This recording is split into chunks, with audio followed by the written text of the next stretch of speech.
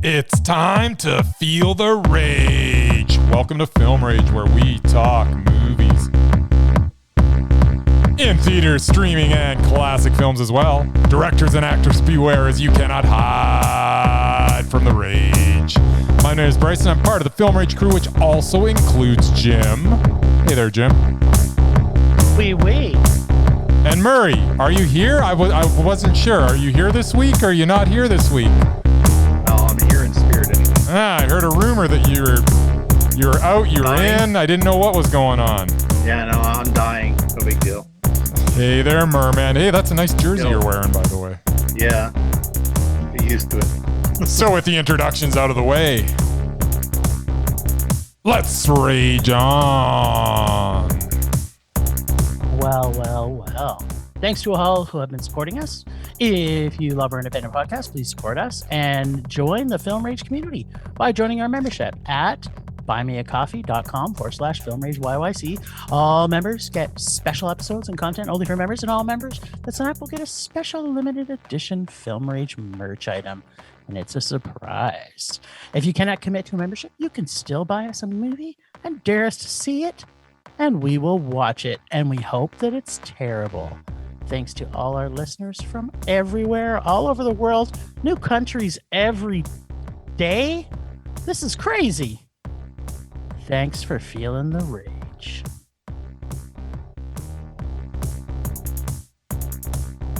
What I'm missing.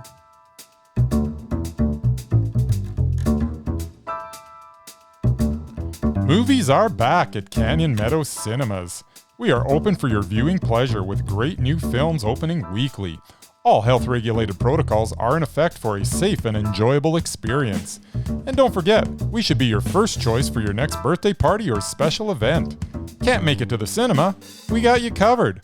Order concessions from our online store, and you can either choose curbside pickup or get them delivered via Skip the Dishes, Uber Eats, or DoorDash. For more details, go to canyonmeadowscinema.ca. Here at CMC, we would like to thank you for your continued support, and we are looking forward to seeing you at the movies.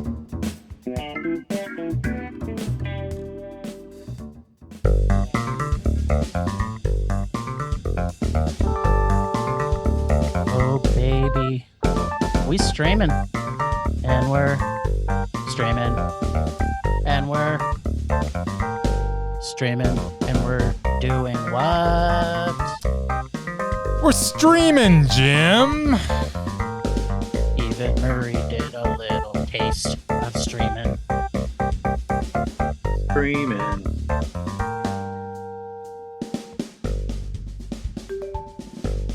Now, this first one, I think, maybe the only one that Murray actually streamed this week.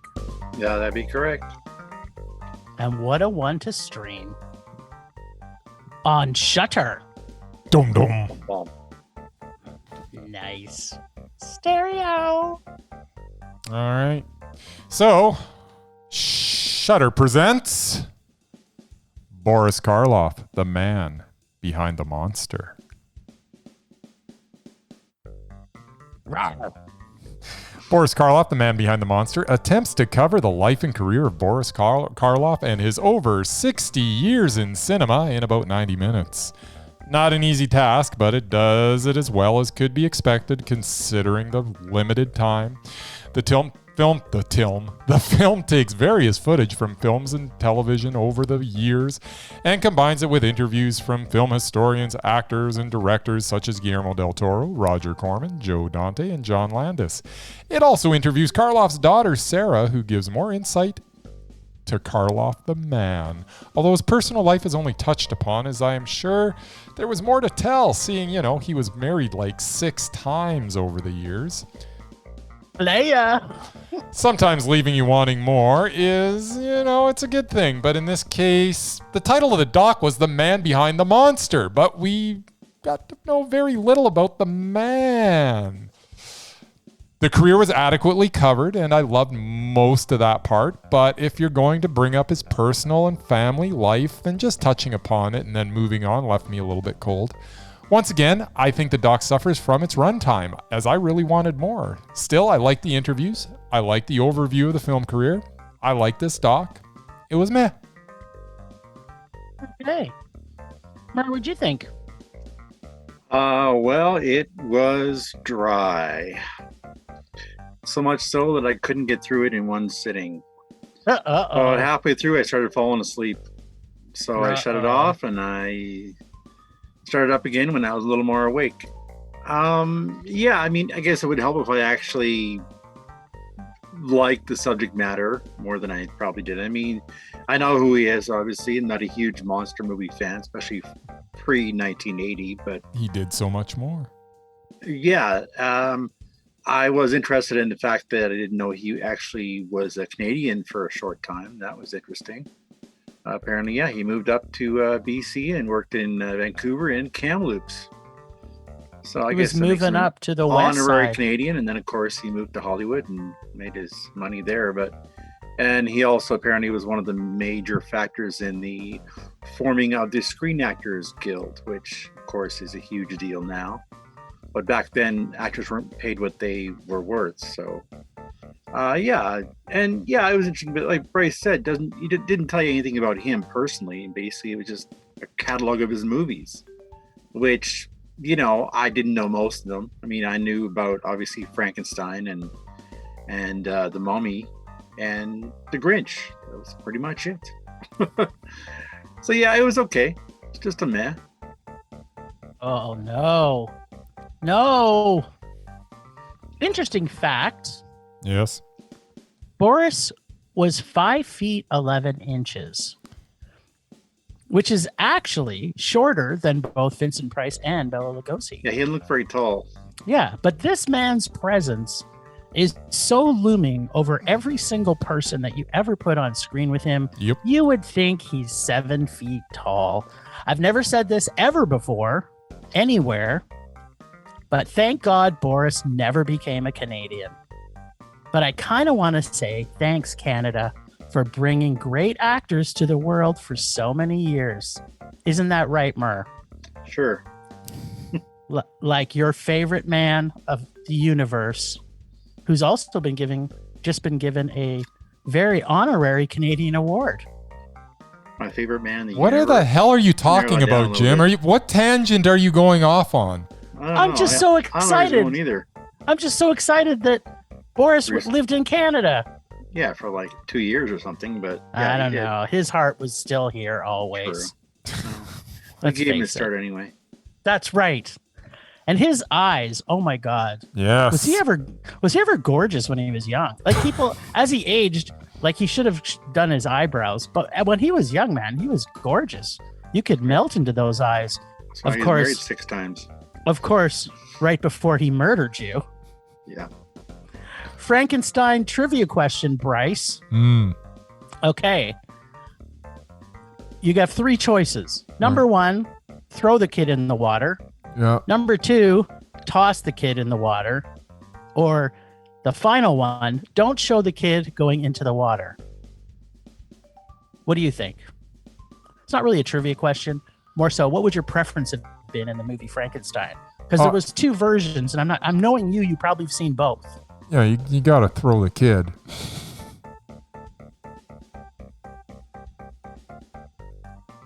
Hello, Jim?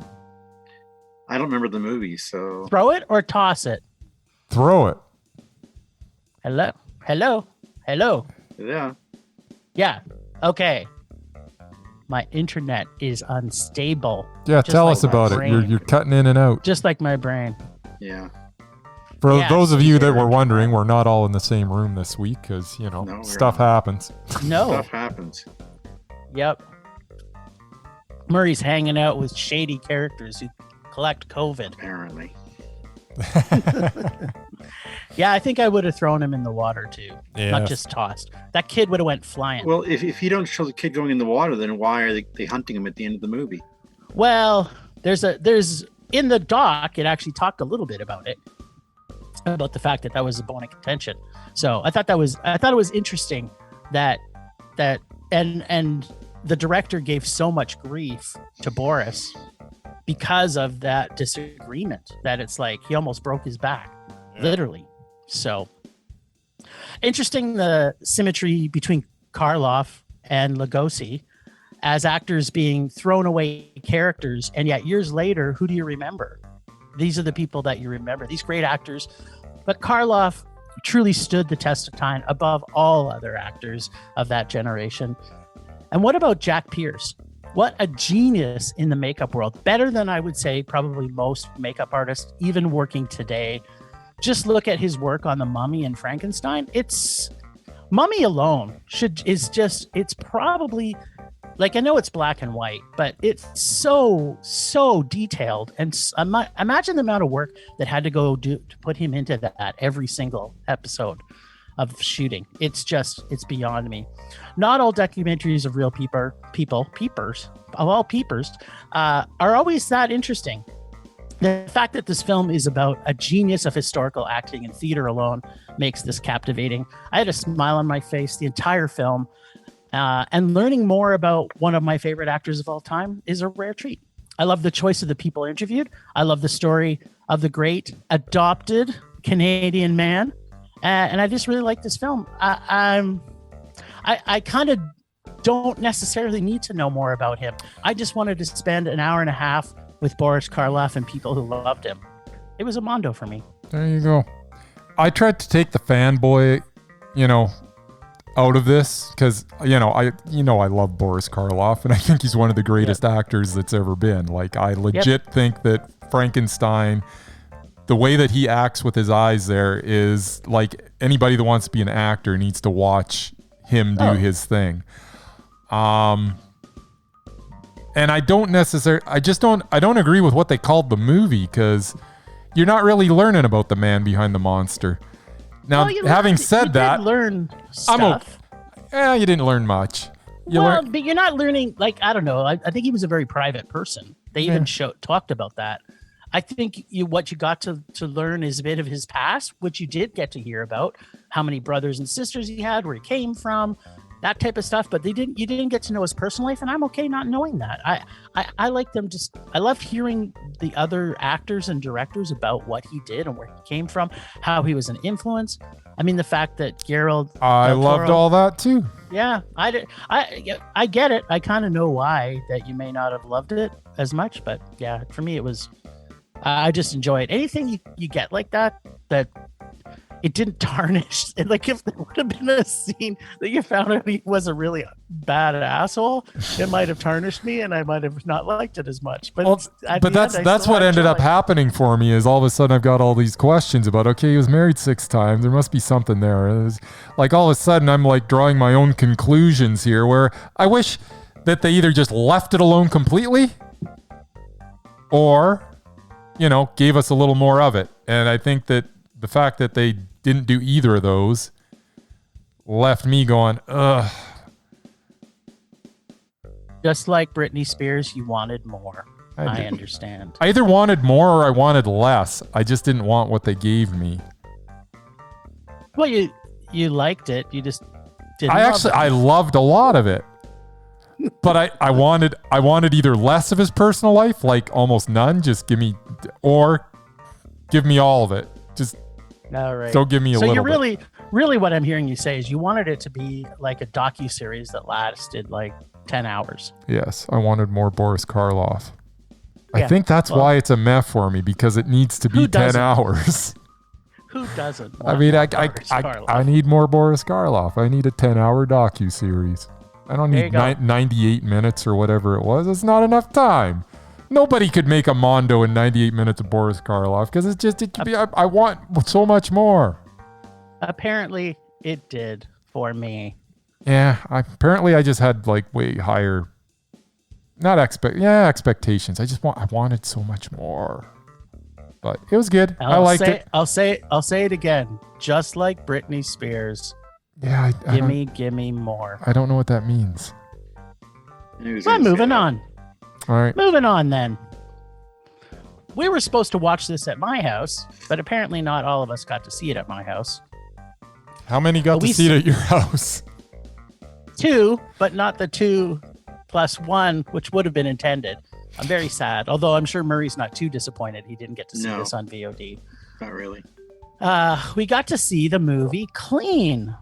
Which is Written, score, produced, and acted by my man, Adrien Brody. Man, this movie takes its time. You're seeing Adrien slowly moving through the story. And as usual, is always brilliant. He's brilliant, yeah. Thank God he's back to features. Every look and expression in his face is telling, and in every single shot. And then, just like that, cleaning the fucking squid happens, and shit starts to happen live stream style. And we get Adrian Wick gets a Baba Yaga with mob rules, dirty cops, PTSD, and some maybe convenient awareness from our man, Mr. Clean, and his ability to evade cops, bad guys, and pretty much everybody. I like seeing my man, Adrien Brody, kick ass and punch dicks like a real tradesman with his wrench and screwdriver. However, some of the scenes were perhaps just a little coincidental and a bit too cornball is the word I want to use. Don't get me wrong, I like the violence, but there was nothing new here. I liked it. I loved Brody, but this movie was meh. And I have a few things to unpack. We'll talk about when Bryce talks. Yeah, I'll keep it pretty short and tight here. Clean it's very interesting when it focuses on Brody's character, Mr. Clean, as you called him. And his struggles within his own mind and his attempts at redemption, his dealing with his violent past as he tries to move on is absolutely fascinating. I love the first part of this movie. Loved it. And, that as a character study would have been a very welcome tale to witness. The violent, corny, convenient ending to this was far less welcome for me. This was not great, but Brody's performance elevates the material that he himself wrote along with director Paul Soleil. The movie was okay, I guess, and perhaps it suffered from my own expectations of an Adrien Brody film, but Clean was meh. I really wanted it to be more. I know. I really did. And it started had so much hope. Yeah, I was so much hope. I was all in for 45, 50 minutes, and then it started to lose me a little, and then by the end, I'm like, just shaking. It was my like, head. Okay, so do you think that Adrien is just such a big fan of Keanu Reeves? That's why he made this movie? Gonna go with no. I don't really see that. Did you really think it was like super duper John Wick-esque? I mean, a little bit. It was totally John Wick-esque. I mean, either that or he was trying to make MacGyver meets the Equalizer. See, I like that. It was one of the two. I wasn't sure. MacGyver meets the Equalizer. It didn't seem to fit is what I would go with. Yeah. Like he seems so unaware through the first part of the movie, and then all of a sudden he gets bashed in the head and he gets like 27 staples in his head, and all of a sudden now he's John Wick. Like there was no gradual movement into that. It's just so. And with the care that everything was like built up with to that point, really everything was taken slow, and we were just getting a little glimpse of this and that, and we're tying it all together, and then all of a sudden it's like you get a pie in the face, and it's just it kind of did feel like pie in the face, and not a delicious pie. What happened to this movie I was enjoying so much? It's kind of funny because I think for me it was clean the fucking squid scene. It was that moment where it flipped a switch, and it was just like, okay, yeah, wah, wah. Yeah. And just a lot of convenient things, like the one girl, the only person he talks to on the planet other than his barber, and it just so happens that this is the girl they're gonna try and rape. Like, stupid. I freaking hate stuff like that. And then just by coincidence, it also happens to be the guy that is also the Squid King. Like it was like too many conveniences all at once. Yeah. Like it should have just happened a little bit different. Like somehow they should have identified him when he actually ID'd the Squid King, and then they followed him and then did something to her or something that wasn't conveniently happening. It's just like, look, anything but what they did. Yeah, exactly. All right. Well, we did get to go to the cinema, and I don't know, Murray, did you get to sneak out and see it between? No. All right. Well, that's unfortunate for us. But, Bryce, do you want to talk about it? Sure. Right. I would love to talk about this movie. This movie should be talked about by many people because I hope a lot of people see this movie. And I'll tell you why. Okay.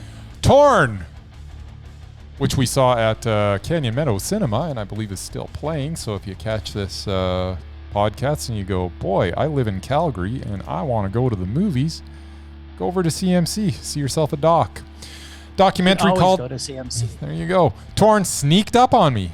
This story of a climber with a family that meets his demise in an avalanche, and the way his family dealt with the tragedy was a fascinating and emotional journey. Director Max Lowe shows us his father, Alex's life as a professional climber, and how he attempted to justify the risks he took with his family life. You can see the balance that he tried to do.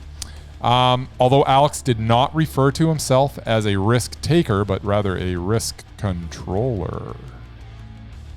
Unfortunately, Mother Nature cannot be controlled, and he died, leaving his 3 boys and wife to cope with the aftermath.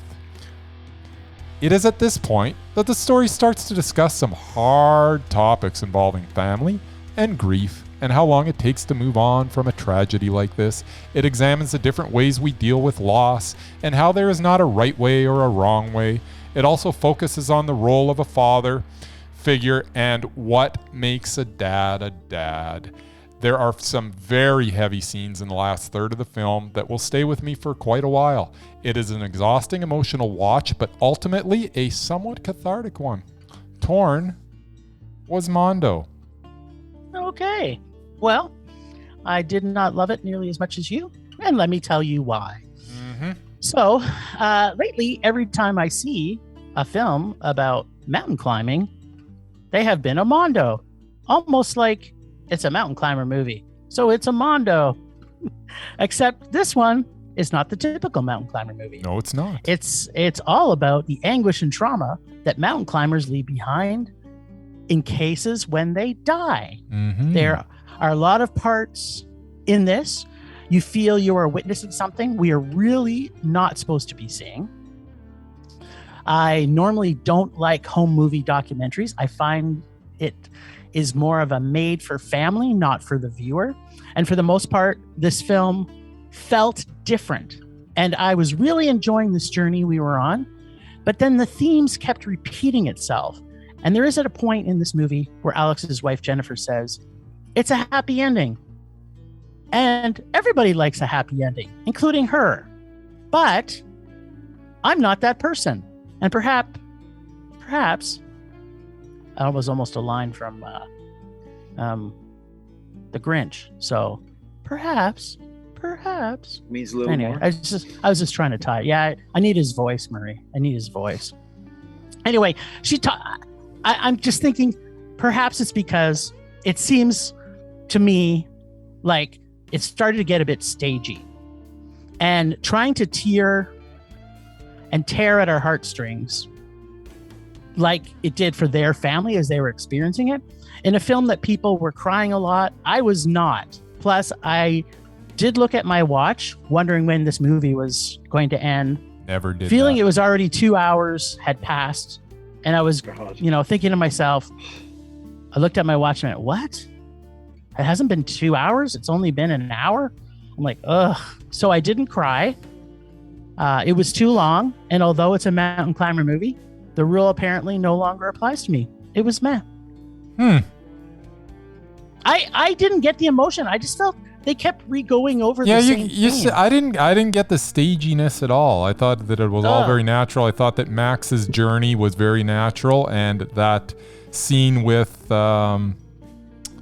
his him and his mom. No. Well, that was some pretty heavy stuff. But actually, a scene with Conrad towards the end of the movie, I thought was quite poignant and kind of wrapped it up. And I thought it was a natural journey to that point. And I don't think it in any way that Max knew that he was going to have that interaction towards the end of the movie. And I thought that And while, I'm not one that does tear up, that was a very touching scene, and the whole movie will definitely stay with me. I respectfully disagree. We obviously didn't connect in the same way.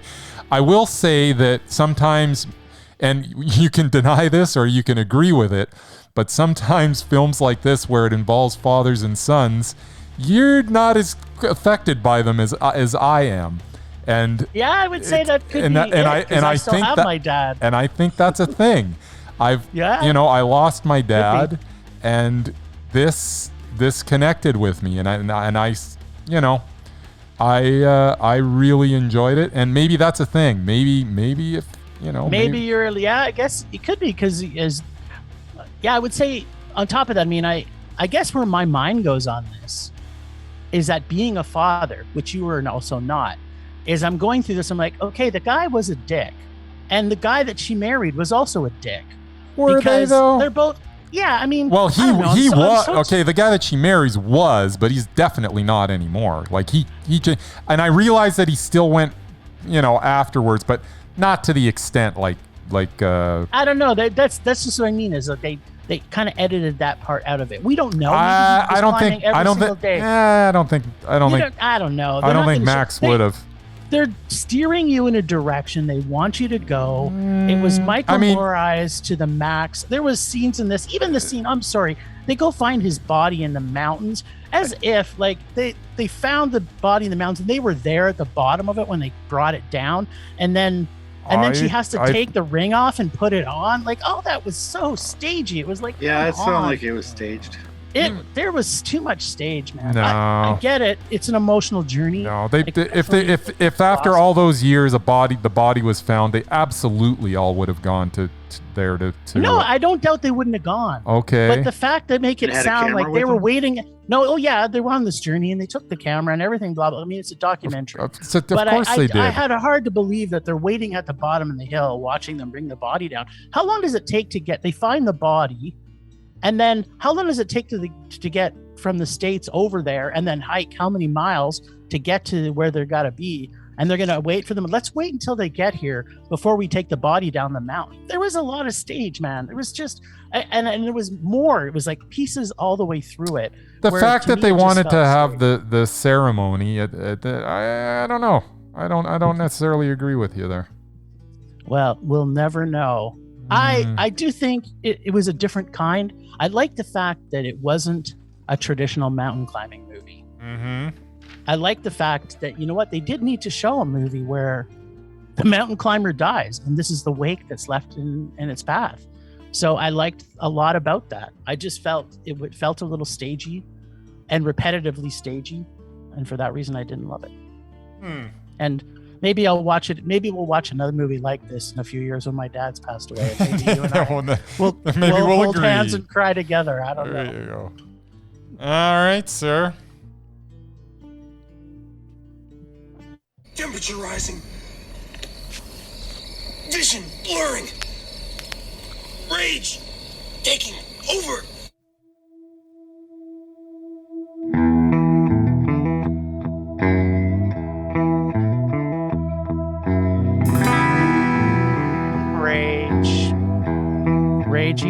Rage.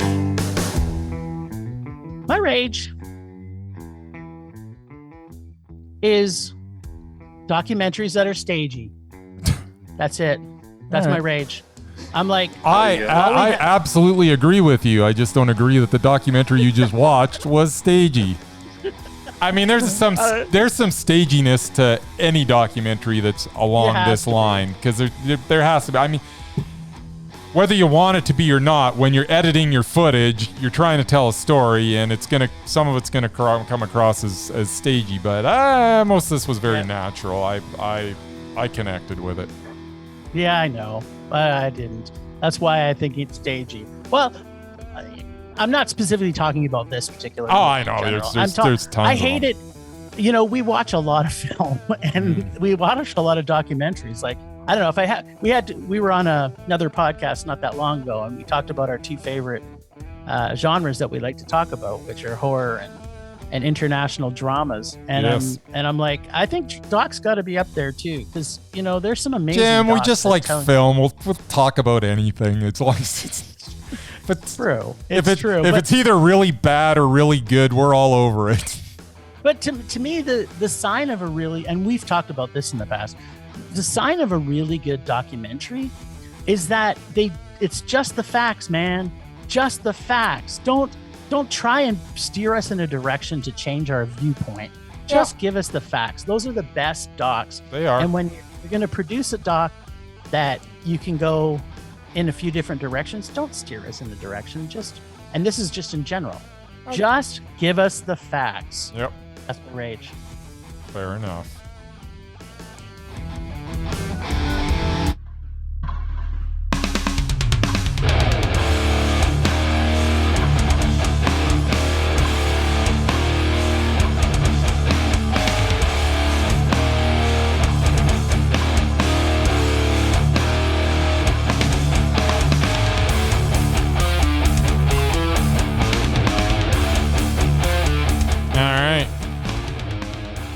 So my rage, rinse and repeat. Nothing new at the cinemas. January was awful. February does not seem to be looking much better as I look ahead. When Jackass Forever seems to be the highlight of the month, I think we have a problem. Other than that, we get another Agatha Christie adaptation by Kenneth Branagh, a Jennifer Lopez and Owen Wilson romantic comedy. Halle Berry is a scientist saving the world from being smashed by the moon. Some crap Liam Neeson action flick. Channing Tatum and his dog. Oh, God. And Marky Mark and Tom Holland in a video game adaptation. Looks like another stellar month. Ugh. Yeah, I don't think there's one movie I'm excited to see this month. Well, and for your information, I didn't really post about this, but Moonfall, the production company that made it, just pulled it from Canadian theaters. Did it? Because of everything happening out in Ontario, they didn't want it. So it's not going to be in Canada at all. Darn. It's going to be running in the States, but not in Canada. Is this the moon scientist one with Halle Berry? Yeah, it's the Halle Berry one and then the guy from Why? Because there's and I've had to watch a preview for it every movie. There aren't enough theaters. They're going to play it. Because the Ontario theaters aren't open yet. Quebec's just opening up. So I guess they're freaked out. So they decided not to distribute it in Canada. Wow. Which actually I was kind of looking forward to seeing it. All right, we dodged a bullet. Woo! Yeah, but there's still Jackass Forever. There is Jackass Which I'm probably Forever. not going to see.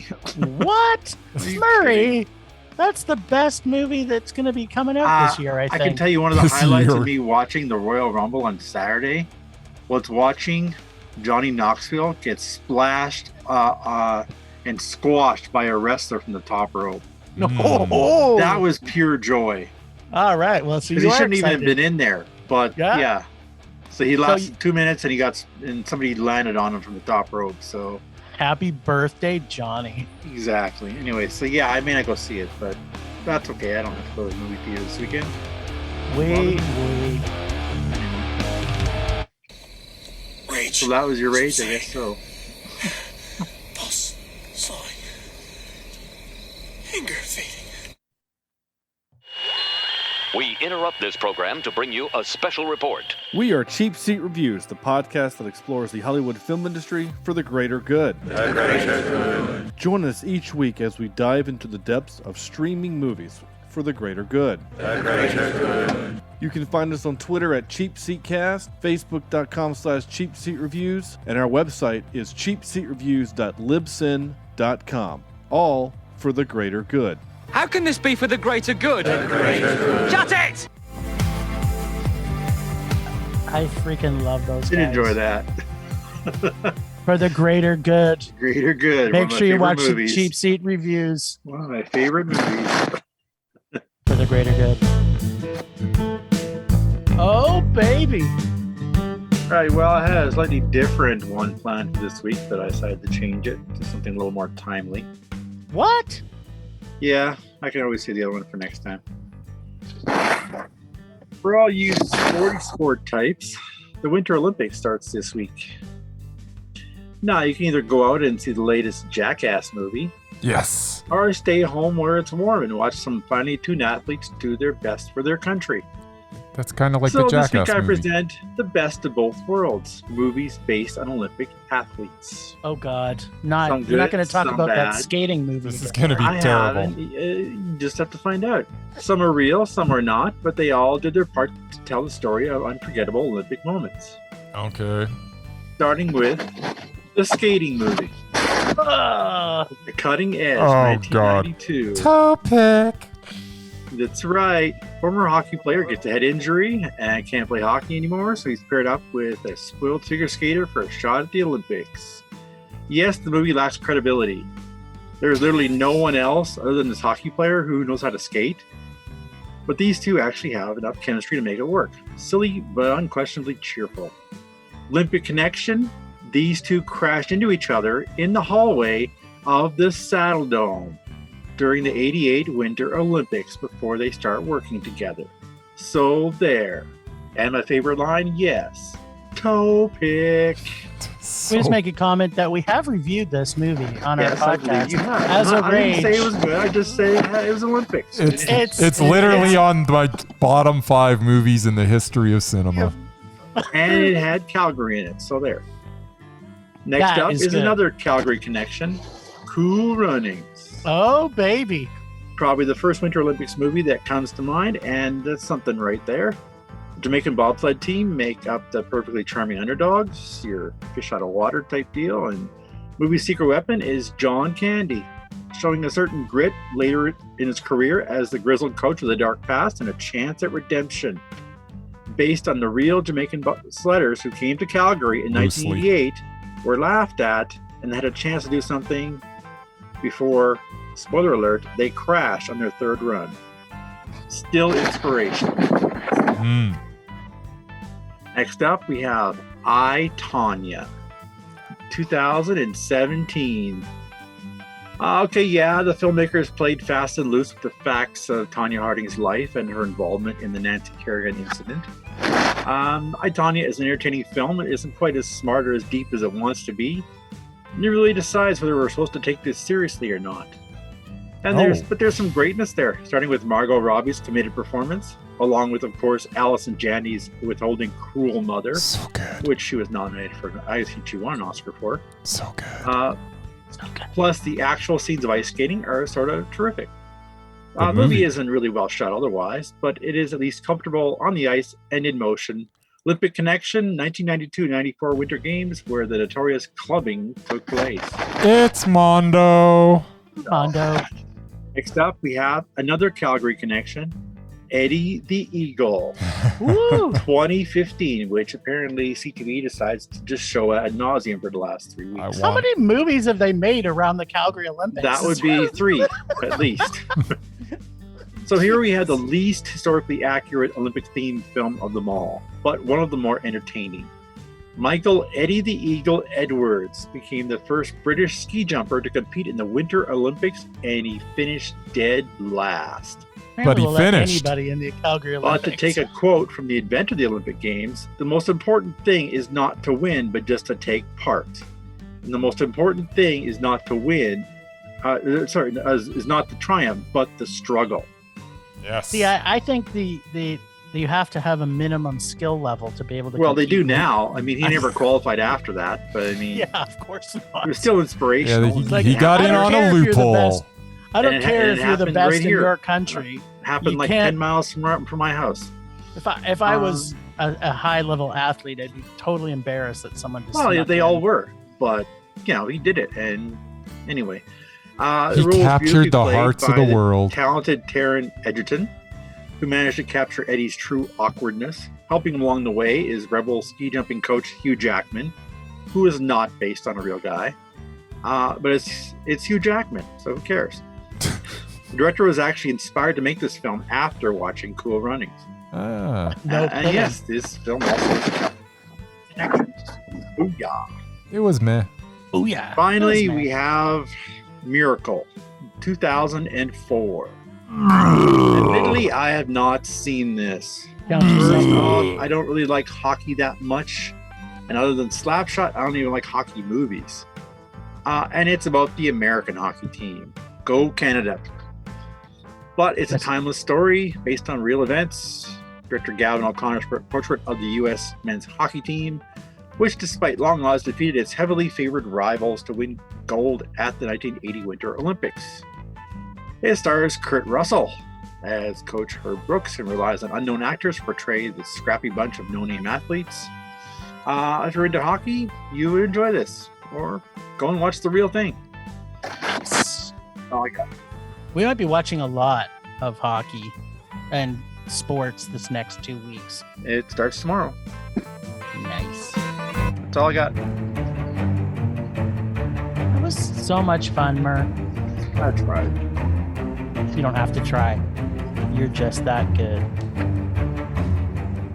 Well, I got nothing for the list this week. No, me either. Oh yeah, I guess I gotta read it tonight. Nothing yet. No, nothing yet. We're still talking about the. We're talking about the list. Nothing. Did we? I mean, we had. You know what we should do? What should we do? And it might be unanimous, but we should probably go through Boris Karloff's library. So it's, I haven't seen another really. 60 years of films there. Then right, but we only have to go through the last 8 to see if he's undoubted. You mean all those B movies that he made at the end of his career? Yeah, I don't know that I've seen maybe 2 out of his last 8. Maybe 4. Well, then it might be a journey we have to go on, buddy. Okay, well, let's pull up Boris Karloff. I'm sure everybody's sitting on the edge of their seat as we go over the worst. Hey, it's not like he can be taken off once he's on. Well, I thought he was already on. No, he could be mesmerizing, but apparently Bryce doesn't want to put anybody on the mesmerizing list, even if they're Boris Karloff. But maybe that'll come later in the episode. That actually kind of crossed my mind. I'm like, if there is an exception, then, you know. Well, you know what the exception is? We've already talked about it. It has to be unanimous. All 3 of us have to be like, oh yeah, that's a given. Yeah. So let's take him through the journey. And Bryce, do you want to record this? Do you have paper? So we got to figure out what we got to say. I'm already looking at this, and I've seen 1, 2, 3 TV series, TV movie. I've seen like 3 of them. Yeah, I think I've seen like 4 of them. But I have a feeling, based on the ratings of some of them, that were, to Murray's point, I have a feeling he's just not going to make it. No, at the end of his career, got a 3.4. One of these is going to be a rage. I can almost guarantee. Oh yeah, no. 3.7. I can already tell you that 6. I didn't realize that Fear Chamber was the last thing he was in, and it was a rage. I have to admit, I also saw it. It was a rage. So that was quick. He can't start from 8 from now unless he's doing Ghost Dad 2. Yeah. Ghost Dad 2. Ghost Dad 2. No. No, well, so, I mean, that was that was a good idea, Jim. I'm glad we did that. Yeah, well, to quote the documentary, when they asked him to do Broadway, he said, "I'm not that good of an actor." Yeah, but he was wrong. He was totally wrong. He's the best actor. I mean, it was a great he was very line. modest. I actually saw the play. It was performed here. I didn't realize that's where I'd start. It's like, you made me look like Boris Karloff. Yeah. Well, that was because it was Boris Karloff. That would have been so great to be at that first, show where all of a sudden it is actually Boris Karloff. That would be hilarious. That was kind of funny. And considering he does mostly horror, because it's quite a funny play. Yeah. Anyway. Well, I think we still have to do it. I absolutely believe every single movie I've seen him in. Oh, he's like, so nobody mesmerizing. Else on screen. Yeah. He's so mesmerizing. So mesmerizing. He absolutely takes over. I'm okay with that. All right, fine. Put him on the mesmerizing list. Because he have to be. I know. Mesmerizing. Yeah. But now we have to take somebody off. Let's pick some victims. Murray's going to come up next week with a mesmerize off with just 2 of our mesmerized list. Yes. Just mono and mono. Try to find one movie Wano where we gotta have a showdown. One of them's coming off. Except our Mesmerized for life. Yes. They can never compete because they're. I don't even golden. remember who they are. Well, mine's Yours was Pro. Wanda Sykes. Murray's was Mine was Wanda Crow. Sykes. Yeah, that's hilarious. So. That's so good. Okay, yeah. I'm it good was with that. Between her and Aquafina, and then Murray punted Aquafina. So you didn't save Aquafina, you saved Wanda Sykes, and mine's Sean Penn. So wow, Great. Cool. Yeah, I forgot that. That's so awesome. All right, I'm really happy right now. Wanda Sykes is mesmerized for life. All right, Murray's picking up the gauntlet, and we're going to have a Mesmerize off for this coming week, because Murray's going to find it and tell it to Bryce and I before next week. So. All right, before? Yeah. Okay. Yeah, we're going to watch it for next week, because we don't have a hell of a lot of other shit to watch. So basically, you got like 2 or 3 days to come up with this, Mur. Yep. But the Olympics are on. Well, what time does the Olympics start tomorrow? It started about an hour ago, actually. What? The opening ceremonies? No, the ceremony is like Friday morning, but hockey games tomorrow night. Whatever, I'll work on it. All right. There you go. You got all day tomorrow. Die by then. The only thing you have to accomplish tomorrow is to find us. No, it's not the only thing.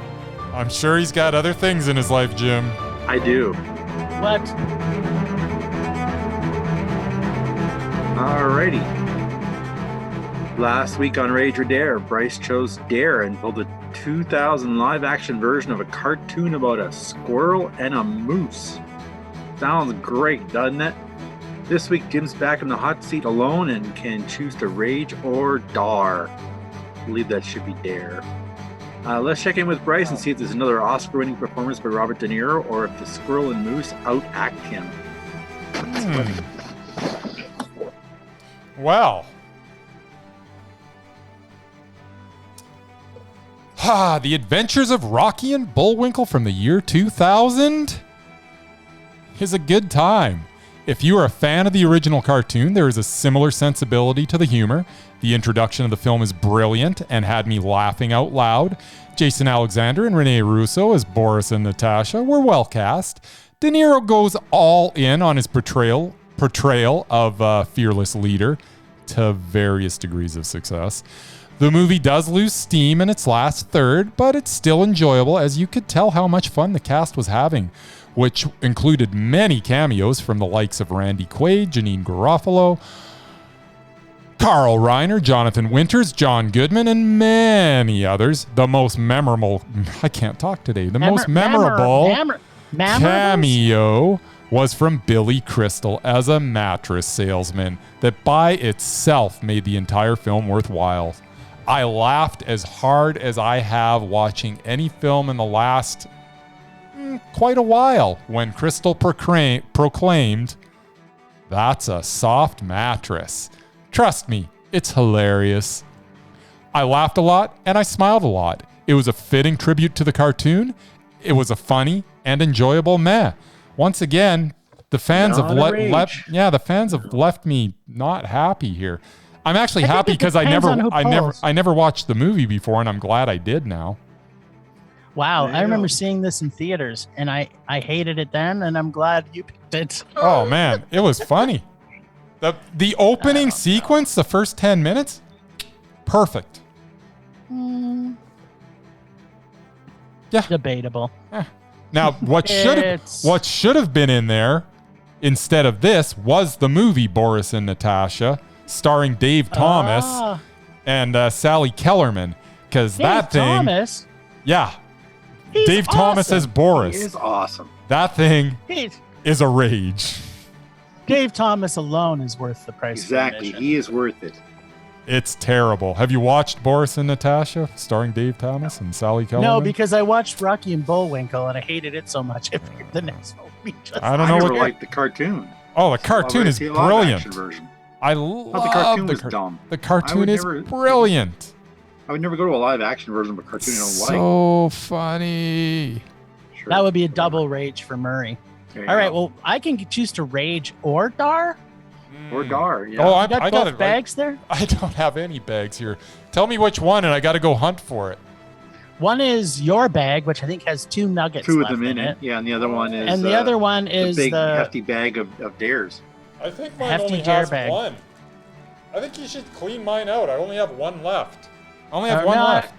No, I think I'm going to choose Well, Dare. then it's Oh, up I to you think to fill I it just for next looked week. at the No. one. I think you really need to watch this one. Nope, I am not. I'm choosing Dare. By the just for way, that reason. I am not replenishing my bag till you watch this. So at some point, you're going to have to choose from my bag. So And we'll this, have to choose and next this week. one film warning. is waiting for you. And you are going to love it. But Let me guess. we will put it It's- aside. It's a musical with children in it. It doesn't It's matter a what sports it is. musical. It doesn't A sports matter. musical. It's going to be a sports musical biopic. There is a score. There is a sports musical. Okay, so Biopic? No, it wasn't bad. Are you sure? remember- There's got to be one. Don't you remember Score, the hockey musical? Oh God. Yeah, it was here like how many years ago? Oh my It was God. the opening night of the festival. so you're choosing from the Dare bag? Is that what you're saying? That is Yes. correct. I'm hoping that someone dared me to see John Wick 1 Okay, because I was kind of craving to see it. I'm shaking up the bag. I couldn't imagine them putting a can of I am grabbing one movie from the bag. This is it. And it All right, is... I can't. Can't see it. Oh, it's not that bad. I mean, it's, it's a zombie movie, isn't it? I hope so. I can't tell. You haven't told us anything. Flipping it around. My Boyfriend's boyfriend's back. Oh, I think I own this. There you go. Is that a zombie movie? It is a zombie movie. Comes It back is as a a zombie, does he? Yeah. Her boyfriend's go. back and he's a zombie. Well, He's it may gonna not be your in age trouble. Okay, yeah, that's Hey, that's hey, no La. fun. I don't My- think you're gonna. My hate boyfriend's this. back. I am Oh, kind of excited. There you go. My boyfriend's back and I'm gonna be in trouble. Right. Hey, la, hey, la, I my think boyfriend's back. it's kind of weird because I love Rocky and Bullwinkle, and I got to watch the live action version, which I'd never seen before. And now you love zombie movies, and you get to watch zombie movies. So I know. This is. I thought there would be nothing in February that I was gonna see that I might like. but it's But gonna be the apparently- fan dare bag just come through for you. That's right. I'm gonna pick a Mondo this month, and by golly, it's gonna be a zombie movie. There you go. All Sweet right. Home Alabama. All right, well, you know what that means. Thanks, Ragers, for listening. Thanks, Extended Film Rage crew. You know who you are, and you know where to find them in our show notes. Find us on social media everywhere at Film Rage YYC. Check out everything Film Rage at filmrageyyc.com, including our merch site for Redbubble and TeePublic. Make sure to get your Film Rage Award t-shirts before the Oscars come out to prove that your voice is more important than anybody else's.